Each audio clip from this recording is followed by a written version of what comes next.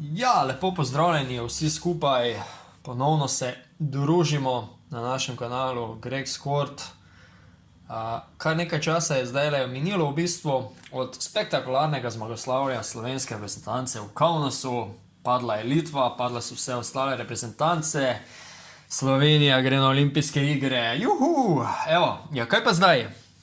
Zdaj bo pa počasi potrebno gledati proti Tokiju. Zdaj, najnovejše informacije so takšne, da se reprezentanca zbere vnovič v soboto in sicer na Bledu. Tam bodo ostali vse do srede, trenirali in tako naprej. V petek pa že potujejo proti Japonski. Tam bodo pred vstopom v olimpijsko vas opravili še nekaj treningov. Kaj bo pa vmes, če bodo sledile kakšne prijateljske tekme in tako naprej, te informacije še zaenkrat ni.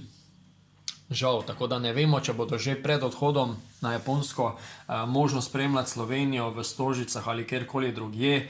Zdaj, edino realne opcije bi bilo kakšna prijateljska tekma proti Čehom, morda Italijanom, kaj ostalo zelo težko, no. Kakorkoli, sistem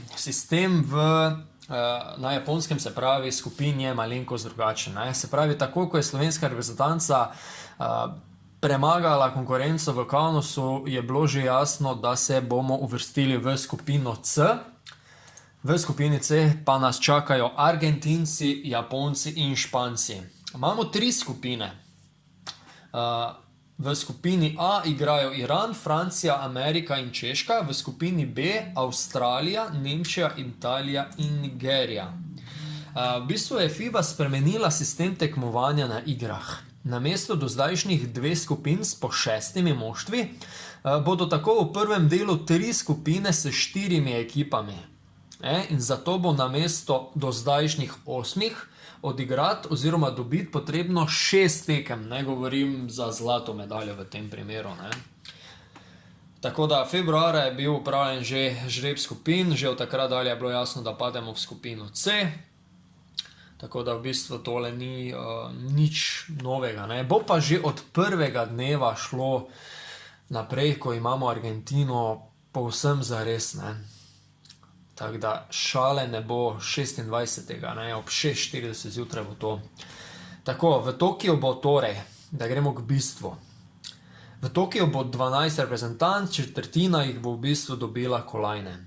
V bistvu eno so Američani, če smo realni, že rezervirali zase. Ne bomo rekli zdaj, da zlate, zato ker presenečenja se dogajajo, čeprav imajo staršansko moštvo, pa vendar, ne. Recimo, da so Američani že lahko okiteni z medaljo. Mogoče se kdo s tem ne bo strinjal, ampak mislim, da imajo preveliko kvaliteto za karkoli drugega, ne. Kakorkoli. Slovenija mislim, da je v krogu tistih, ki se lahko borijo za medaljo. V bistvu se bo pa boj začel že takoj, kot smo rekli. Vsaka tekma bo pomembna, ne. Zakaj?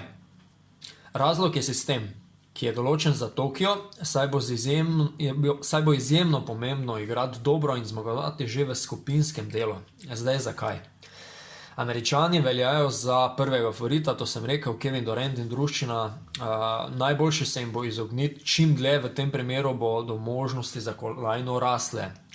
V četrtfinalu se bo Američanom najbolje izogniti zgolj tako, da bomo tudi sami med nosilci v uvodnem krogu izločilnih bojev. Zdajle, nosilci iz vsake od 3 skupin bosta namreč med osmerico napredovali prvi 2 reprezentanci, ostali 2 bosta zapolnili najboljša 2 od 3 tretjeuvrščenih, ne. Se pravi, prvi iz vse skupine, prvi od vseh 3 skupin bo nosilec plus najboljše drugouvrščena ekipa izmed teh 3 skupin. Vse ostale 3 drugouvrščene ekipe plus najbolje uvrščena 3. ekipa bo v skupini nenosilcev med najboljših 8. Zdaj, kaj se gleda za najboljšo drugouvrščeno ekipo? Najprej število točk, potem število doseženih košev in potem še razlika v številu košev. Tako da to so zdaj zelo pomembni kriteriji, ne? Se pravi, 3 faktore imamo to, ne? To so v bistvu glavni razlogi, da Slovenija proba dobiti popolnoma vsako tekmo, kar je možno, z tem osvojimo prvo mesto v skupini, avtomatsko pridemo med nosilce v naslednjem krogu, kar skoraj zagotovo pomeni, da smo v četrtfinalu varni pred Američani. V tistem primeru, se pravi v četrtfinalu, ko naj ne bi dobili Američanov, ponavljam, vkolikor osvojimo prvo mesto v skupini, že gremo, v primeru zmage seveda, že gremo v boj za kolajne, se pravi polfinale. Če smo res realni, Američani bodo v svoji skupini osvojili prvo mesto, pol pa je tale žreb, če nisi prvi, zelo verjetno lahko dobiš Američane, ne? In to je pol težava. Torej, vseh 8 ekip, kot sem rekel, se bo uvrstilo v četrtfinale, na nosilce in nenosilce, da malo strnemo. Vsi 3 zmagovalci skupin in najboljši drugovrščeni bodo na eni strani, ostali 4, torej 2 drugovrščena in 2 najboljše tretjeuvrščena na drugi, celo 2 najboljše tretjeuvrščena, moja napaka. Najboljšega drugovrščenega bodo določili na podlagi števila osvojenih točk, drugi kriterij bo koš razlika, tretji število doseženih točk. Tako, in takšen je v bistvu sistem. Morda malce zapleteno, pa da gremo zdaj najbolj enostavno, kaj je možno. Res najbolj enostavno, kar je. Začnemo z Argentino, nadaljujemo z Japonci, na to zadnjo tekmo v skupinskem delu imamo Špance. Če dobimo vse 3 tekme, smo prvi. Super. Itak, najbolj logično, najbolj enostavno. Če slučajno kaj izgubimo, če se kaj zamoči, kakorkoli, če smo drugi, ena opcija je, da pademo v skupino nenosilcev. Edina opcija, da pademo v skupino nosilcev v četrtfinalu, je, da smo najbolje uvrščena druga ekipa. Kako je to mogoče? Prvič, po številu točk, ki se gledajo, drugič, po številu doseženih točk in tretjo, po številu razlike med danimi oziroma prejetimi koši, se pravi koš razliko. V četrtfinalu, če si nosilec, je žreb in lahko dobiš samo nenosilca, če si nenosilec, je žreb in lahko dobiš samo nosilca. Velika verjetnost, da bo to Američani oziroma 1 od 4, vseeno.